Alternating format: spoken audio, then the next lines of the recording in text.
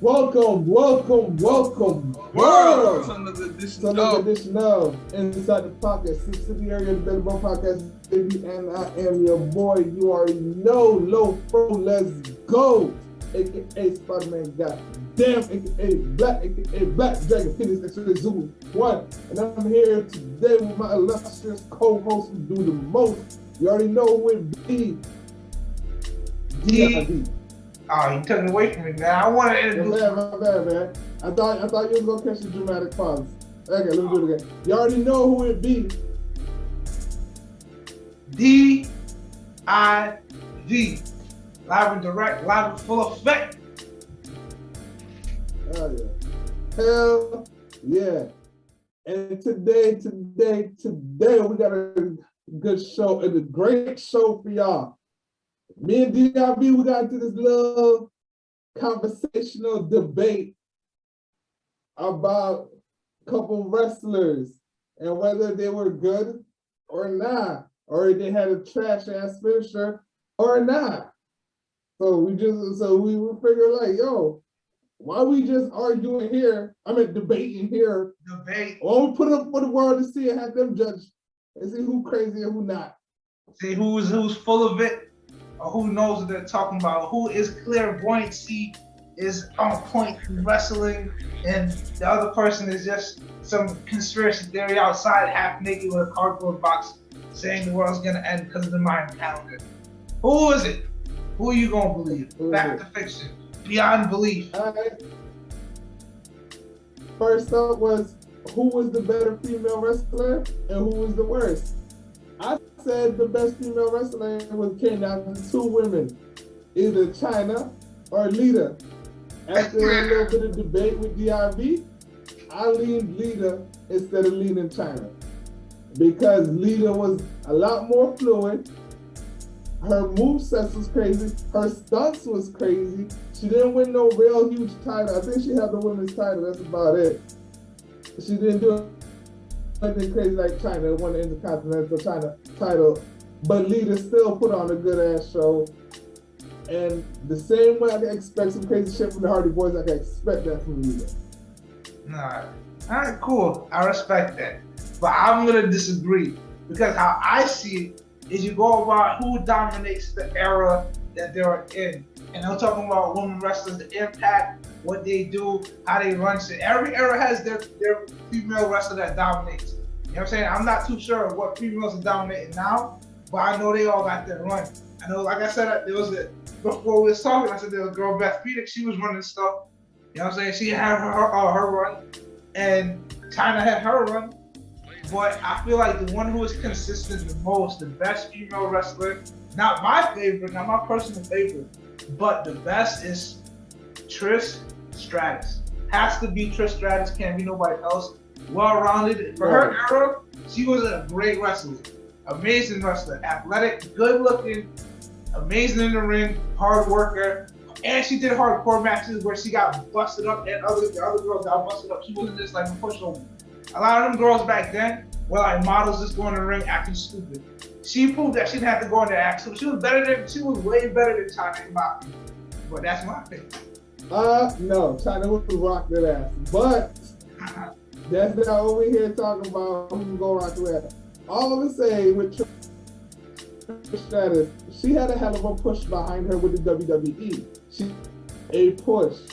Lita didn't get that same push, but Lita was still able to shine nonetheless. Lita is better. Let's go, man. Let's see. The thing is, they didn't. I don't think they expected. I'll put Trish Stratus in the same category as Sable. The same place where you. Oh, don't do that to Trish Stratus, bro. Because they didn't expect her to do anything. She was there for looks. What she did, not only did she meet the expectations, but she blew past like the whole marker. Because she actually learned how to wrestle. She learned how to do this job properly, and she was in amazing fights. That's why they put her there and she stayed on top. Not because of just how she looked, like she performed. She was good on the mic too. She wasn't an airhead like that. Like she was funny. Like, come on now. Like y'all keep trying to talk about Lita wasn't that great on the mic. Let's be honest. Chyna was booty on the mic. Let's be honest. Trish Stratus, amazing on the mic. Come on now. You don't want to. He doesn't want to talk about that. He doesn't want to talk about other things other than like superficial stuff. Oh, look how big China is, and she was dominating. And Lita. Oh, she's a chick that's doing guy stuff, jumping off and stuff. Like, come on, bro. Let's talk about real hardcore stuff. Let's talk about who had hardcore matches. Are you who's nice on the mic? Is Lita good on the mic? It's time to get on the mic. China. Oh, come on now. Let's go. You already know. Is Trish Stratus good on the mic? Yes. She's hilarious. No. She's charming. She's natural. No, she just reminded all the dudes of their little sister and her becoming a wrestler and shit. That's all that was. Lita was not no rock on the mic. She wasn't Stone Cold on the mic. Rock on the mic, but she was funny. Held her all on the mic. She could talk shit on the mic. Come on, bro, she had wasn't all the way up there. No. She was Vince McMahon's girlfriend. Bro, like she did hilarious things, bro. You be trying to play her. She was in hilarious, like storylines. I don't hate Trish Stratus. I don't. No, but you don't look at everything. You look at it. You still look at it like for me. To honestly say, like, listen. At no point, at any time we play any wrestling games, at no point would I ever pick Trish Stratus. If I'm leaning to the females, I'm going with Lita. Why? Because Lita can get the fucking job done. Them high flying acrobatics, are you shitting me? Jumping off the ladder, jumping off the turnbuckle, jumping off this and that, just a bunch of jumping ass motherfuckers, man. And then you had fucking Matt and Jeff Hardy doing some fucking cocaine and then jumping off some other shit. Come on, man. You can't tell me that was a crazy ass package and then throw a female in it that's like keeping up with them. Are you shitting me? Mankind, Dude Love, Cactus Jack. Cactus Jack, baby. It's so good to be here in New York City. Fucking love Cactus Jack, man. Are you serious? Mankind is the best one. Mankind. Yo, but honestly, you can't go wrong with liking any of his personalities. You can't.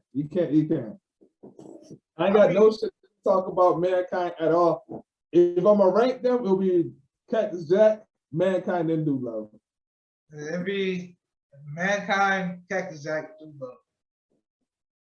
But it's all the same dude, so fuck it. Yeah, I said it's all three of the same motherfucking man, just different parts of his fucking man. Bro, he really pulled out his ear, like he was really like when he was Mankind, like bro, that Mick Foley. Shout out to Mick Foley being literally one of the best entertainers of wrestling. Literally, I would have to say my favorite wrestler. I have to say my favorite wrestler. Like all around, my favorite wrestler. Favorite, not the best, but my favorite. I can respect that, man. I'd put him up there in my top five definitely. I'm not gonna say he's my number one. My number one would still be Shawn Michaels, man. He's the one when I first watched wrestling. So now, like, if I see Shawn Michaels, oh, that's come out there, I'm like, hell yeah, Shawn Michaels. Sir. He was an asshole. Shawn Michaels. What's that? He was an asshole. That's what they said. Yeah. But hey, you gotta live up to being the Heartbreak Kid. Yo. Yeah, I liked him in D-Generation X. I liked him as a Heartbreak Kid. And then now that I'm older, I read the stories about him. Literally how he portrayed himself as D-Generation X was literally how he was off camera. So that was authentic Michaels, man. Like, does Chris Benoit suck or not? All right. Answer is he sucks. He sucks. Let's be honest. I know it's kind of controversial right nowadays because of what happened. But listen, I know we're not gonna get to that portion though. We're just gonna talk about him as a wrestler. Me personally, the cripple of crossface was probably the most entertaining thing about him. Other than that, he's bland. And I will say the challenge that is that Chris Benoit's whole fighting style is a wrestler that becomes a very aggressive wrestler. Like his intensity rises. So what's your I get angry. That's my I get intense. He's a rabid Wolverine. He's like, oh, yes. Hey, yo, come on. So Chris what's the Benoit, difference between him and Ken Shamrock? Like, 'cause that was Ken Shamrock Ken saying, I'm a Shamrock, mixed the most martial dangerous artist man in the world. and I get angry as fuck. I don't know. Chris Benoit just looks like an insane man, and his intensity brought out his moves. Again, his moves are supposed to be that like technical wrestling. He had the what is it, the Northern Lights or the suplexes, 3 suplexes. I thought that Okay. shit was amazing. I loved it. But the I answer loved is watching no. it. It was intense. Yo, it's a basic ass move. You just don't let go when you do the suplexes. No, bro. It's like Like, let's stop you don't hyping give up the Chris person a chance Benoit to like he up there, man. Let's not do that. next one. Then the next one, dude, whoa, just getting So started. then tell me this: how come he couldn't last like Kurt Angle then? How come he was like up there like Kurt? He was up there. He got the Kurt Angle heavyweight could title. have me hating him. He got No, the no. That's not what I'm talking about. Because earlier you was talking about Mike working all this other shit with Trish Stratus. But then when it comes to Chris Benoit, oh, you know, it's the technicality of it all. The technicality, that's it. Kurt Angle is very technical. But Kurt Angle could sway the crowd. This week, I fucking hate the fuck out of goddamn Kurt Angle. 4 days later on SmackDown, yo, Kurt Angle, beat his ass, Kurt Angle, beat his ass. Like, well, that comes fucking with polarized you, charisma man. and being good on the mic. The same thing I was talking about with Trish Stratus. I know, but Chris Benoit was not that. Again, but all right. So, but I'm trying to say, even if he wasn't that on the mic, his in-ring performance was real good. Like he was like flawless almost. Well, not flawless. Let me take that back. But he was mad smooth and technical when he did his wrestling moves, and it felt like he complimented whoever he was with. Like he gave himself to who he was with. I felt like if he took chair shots and all types of shit. Like, bro, I don't know. I mean, everybody takes chair shots. But Chris Benoit, we do going nuts, man. I feel like, but Let's go over this again. Suplexes, plural. The crippler crossface is probably the most entertaining one. All he's doing is tucking your arm between his legs and pulling up on your head. he has the chops when he just like his whole upper body. You see where he chops. When Chris Benoit chops, that shit is nasty, bro. And you see his missing tooth. It's like bro, no, bro, stop.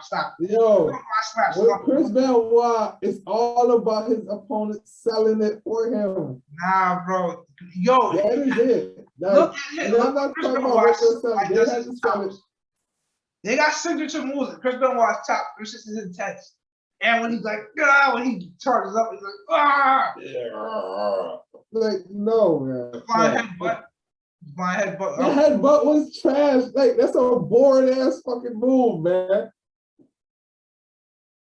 Nah. You drop your head on him, your whole body hitting the mat still. Besides saying that you're a dumbass doing the shit, man, like, I don't really, like, you're busting your head inside another man's head, like. Also, he was fast, but in the ring, kept him. I'll give it to him. He was wiry. For a big dude, he was wiry. He moved around. He was not that big. He's not really not that big. He's small as fuck, man. I'll give it to him. He's small. Yeah, he's swole. He's not that big, but he's a swole motherfucker for how big he is. You say it's the moves that can't be faked. Moves that can't be faked. Yeah, like their reaction when they get hit by this, like that's 100% the reaction. Like you can't fake this shit. Because even with the Stone Cold Stunner, there's hella times you'll see. Oh man, come on, bro. You know it's like the whole. Bro, you see what the Rock does? You know when the Rock get hit by the stunner, that nigga be bouncing all over the place like a pinball machine. The Rock, the Rock does the somersault. Oh, not to get off topic for that question since you brought that up. Like one of the best oversellers had to be Shawn Michaels, man. Oh, okay. No, the oversellers had to be Shawn Michaels. No, like these guys that Shawn Michaels didn't agree with, like when he wrestled against Hogan, and he just oversold every fucking last thing. That shit was hilarious. He did that for a specific reason, though. Shawn Michaels usually does better than that in a regular match. He knows when to sell. No, that's what I'm saying. The matches that he don't agree with, he's like, yo, this is stupid as fuck. He oversells him shit and fucking gold. Even when he does it, it's entertaining as fuck. Of course. I don't know. But whatever. I'm not gonna argue with it. I'll say Nature Boy, Ric Flair. That nigga, when he does with everybody, or almost everybody, when they hit him, he walks forward, that flops down forward of his face. Bro, what the hell is that? Like he gets punched, he's like just flops forward of his face. Bro, that shit is the most hilarious, unnecessary shit ever. Like that flops, bro. Who the fuck? Who thinks of some shit like that? Like you get hit and then you just walk with that fuck with your face, bro. Oh shit, bro. Bro, but even with that, that's entertaining. The only dude who I did not find entertaining as I got older watching him doing the overselling and shit is Hogan.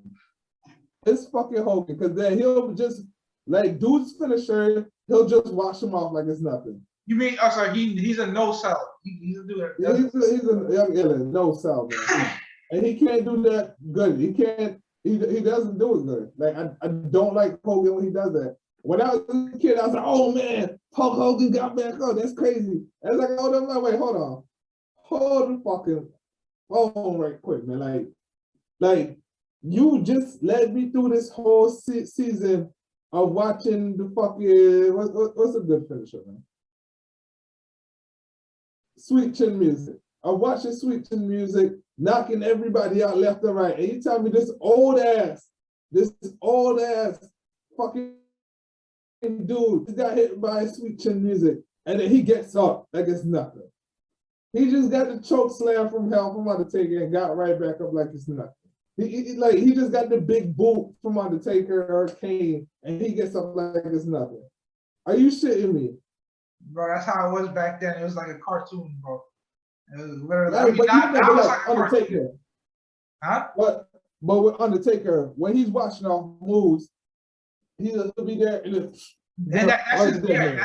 He's the dead man. He rises again. But that shit works. Hogan's shit does not work. It makes sense because that's what it is. Hulk like hulking out. It's just like, bro, what kind of cheap ass shit is that? Like that shit. He like. You acted like it and you look like it. Like it's like, I don't know, a cartoon. That's what it is. Yeah. The worst gimmick I see, and it's funny as fuck, is what's the fucking name, man? He had Moppy with him. Who? He had Moppy. Oh, you're talking about Al Snow. Oh no, Perry Saturn. Perry Saturn. Yeah, he had fucking Moppy, man. That shit. No, that shit did not work for me, man. Yeah, they said that. I think they said that he got that because of because he was being stiff with some other wrestler, and people was like, "Yo, what the fuck is with this guy? He got jumped for potato in the guy." No. So gimmicks that fully work for me, that I fully believe the gimmick. Fucking Ultimate Warrior. He's the only one who I fully believe. But it was like, even with his intro, like stronger than the polar bear, faster than the cheetah. It's the Ultimate Warrior. I believe this motherfucker was stronger than the fucking polar bear, faster than the cheetah, man. Bro, because he was raging out steroids. The man walked into the ring and shook the ropes like, ah! And he would say, have you ever heard him on the mic? He talks gibberish. The man just goes trailing off talking nonsense, nothing. He doesn't say shit. You're more lost by the end of the conversation than you were when you started talking to this man. He doesn't say anything. Hulk at least tries to eat your vitamins and say your prayers and be a Hulkamaniac and eat the cereal bread. Ultimate Warrior is like the space. Yeah, Hulk Hogan did not work for me. Came and roared, and the Ultimate Warrior was birthed through the embryo of Athens, and he came down to earth, and now he is the ultimate species. He's just like, he said shit like that. Like, who was good on the mic and should have gotten more limelight?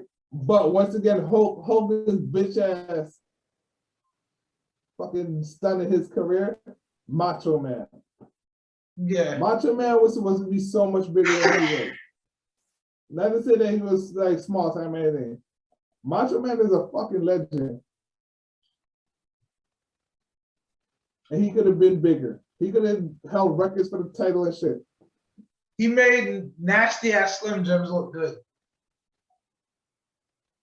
Them shits is gross. Yo, you know how badly I wanted Slim Jim? I never even knew this shit existed until I saw him in a commercial. Step into a Slim Jim. I don't even know how to say it right, but that's good marketing. So, Gangrel or Dark the Clown? Dark the Clown. I could not get into Gangrel. I couldn't get into it. I just couldn't. I got it. He gave Edge and Christian and the brother. Was it the Brotherhood? No, it wasn't called the Brotherhood. It was something else, I think. But anyways, Gangrel, I just couldn't get into Gangrel, man. I couldn't. Okay.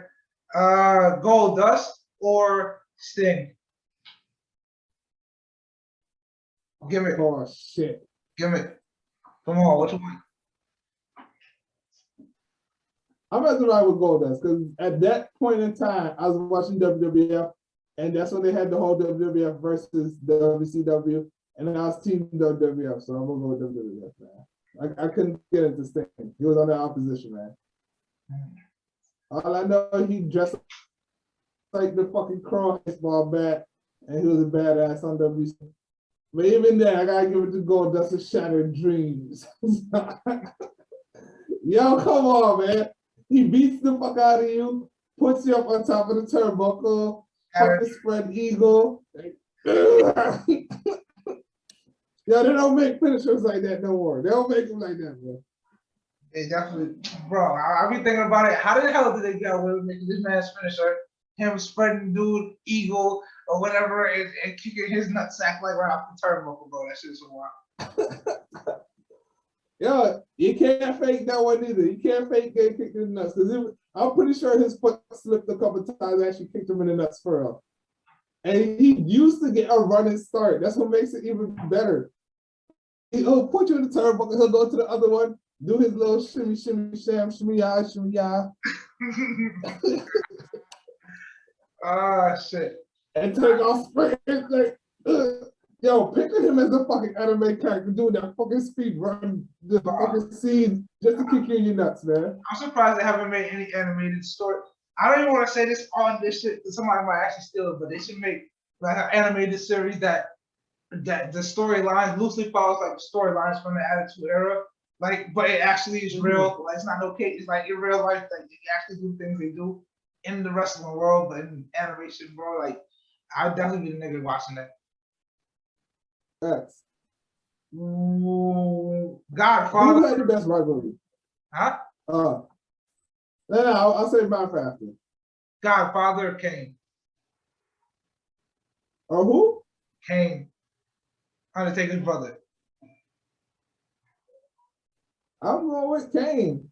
Over Godfather. I the whole train. Over, so the, all right, whole train. Or the brother of Undertaker. The brother of Undertaker, that's some crazy ass, that's solid stuff right there. Or the whole Godfather, king of the whole town. And Mrs. Clark, that's what he's like, hey. I am going with Kane still because the whole storyline that came out with Kane and being Undertaker's brother and him wanting to fight Undertaker, destroy him, and then them two working together and putting away Paul Heyman. That was an epic storyline, man. And Kane himself went up against Mankind multiple times in hardcore matches, like put Hell in the Cell in the fucking map. They went down to the fucking furnace. This man shot a fireball from his hand, hit China in the fucking face. Come on, man. As much as he's the king of hoes and shit, he did not do half the shit that Kane did. Kane jumped off the turnbuckle and shit too, man. You coming out the turnbuckle, that's points in my book right there, man. Okay, I'll give it to you. Kane. Last one.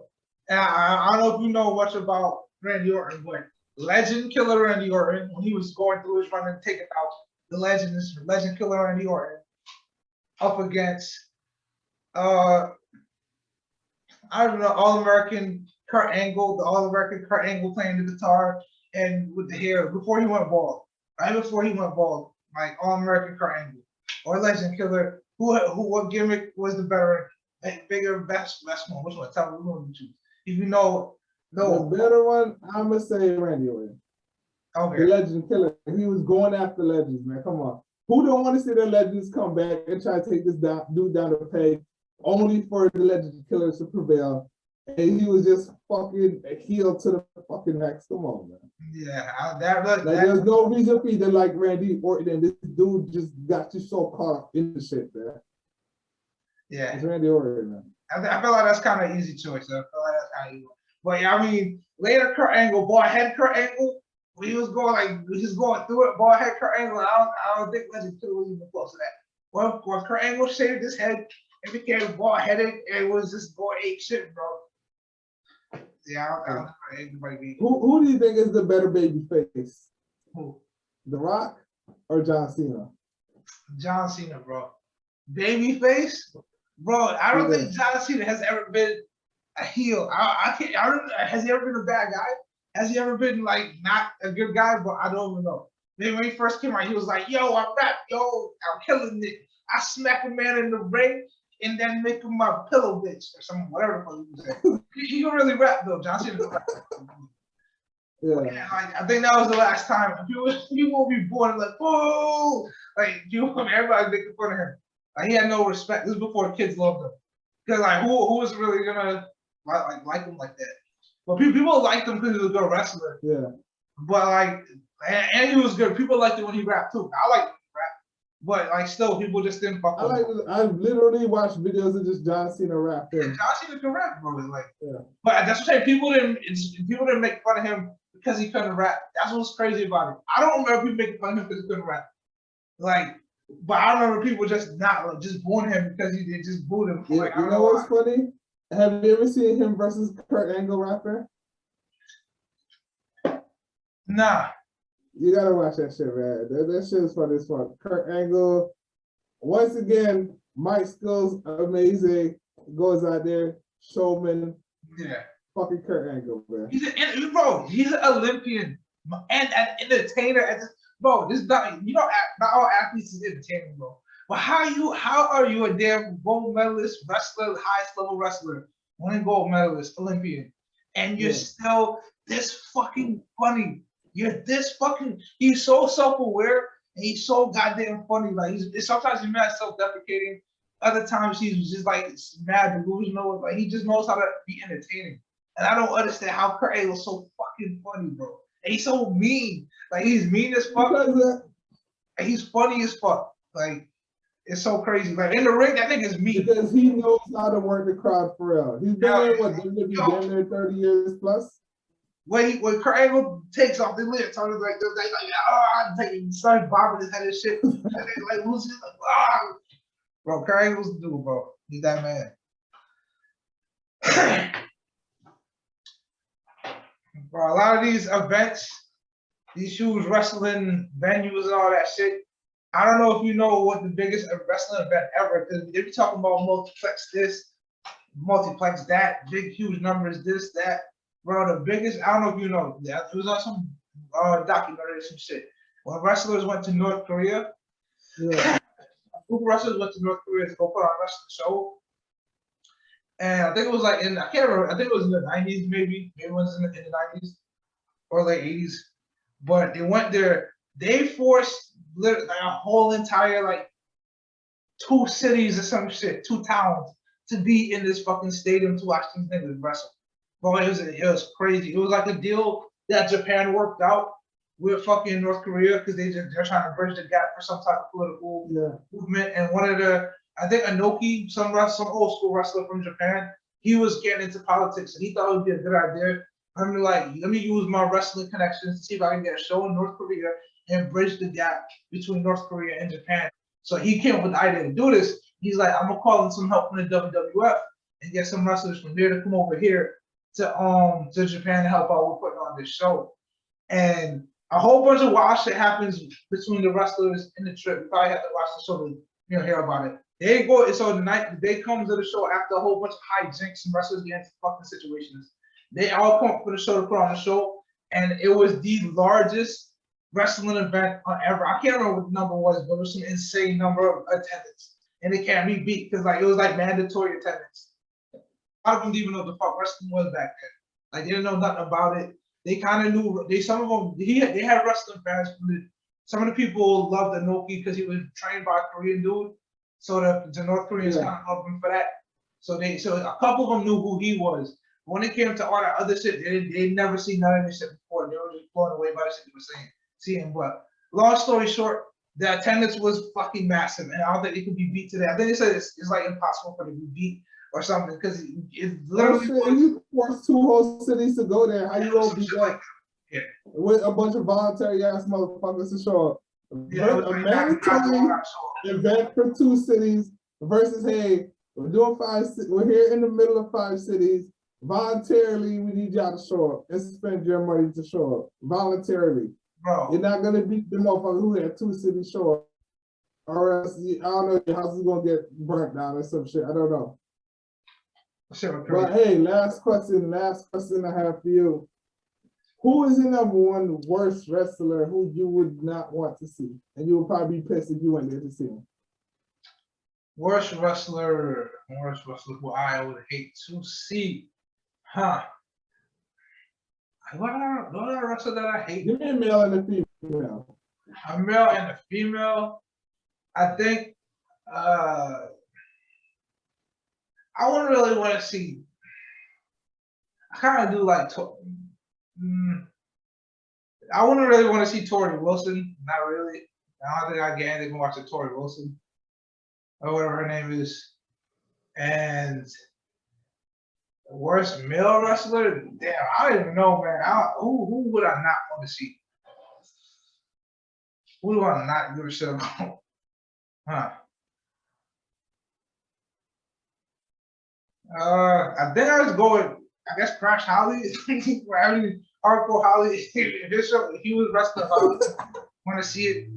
Hold on. Before you go on, you don't know who I thought you was gonna say? What? I thought you was gonna say Spike Dudley. Nah, I like Spike Dudley. You like it?